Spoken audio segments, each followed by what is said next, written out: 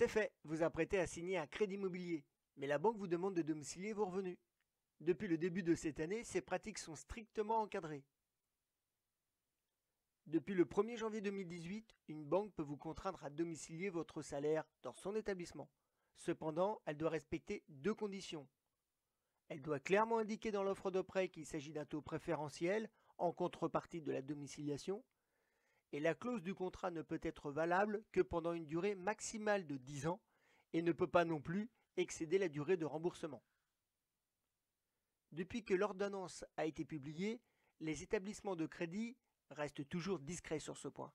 Plus concrètement, la demande de domiciliation passe souvent par un accord tacite à l'oral entre le banquier et l'emprunteur sans que le contrat de crédit n'en fasse mention.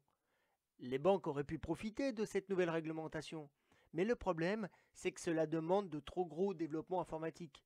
En effet, il faut prévoir 2 TAEG dans les contrats ou refaire un tableau d'amortissement si l'emprunteur stoppe sa domiciliation. Les réseaux bancaires préfèrent donc l'incitation orale à la contrainte écrite.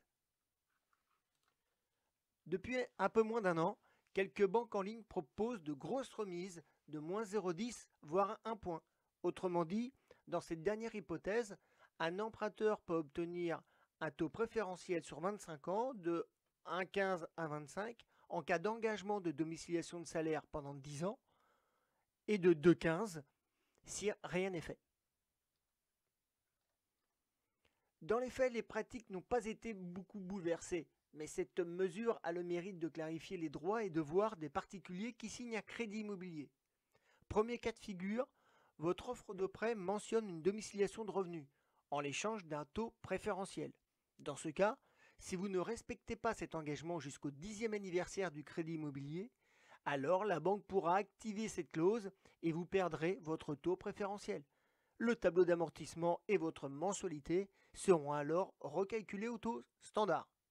Deuxième cas de figure, la domiciliation n'est pas mentionnée dans le contrat ou elle est mentionnée sans préciser de contrepartie.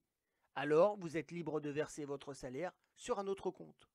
Dans tous les cas, avant de faire toute démarche officielle, demandez de devis et vérifiez bien que c'est susceptible de vous faire des économies. J'espère que toutes ces informations ont pu vous être utiles. À bientôt pour une nouvelle vidéo.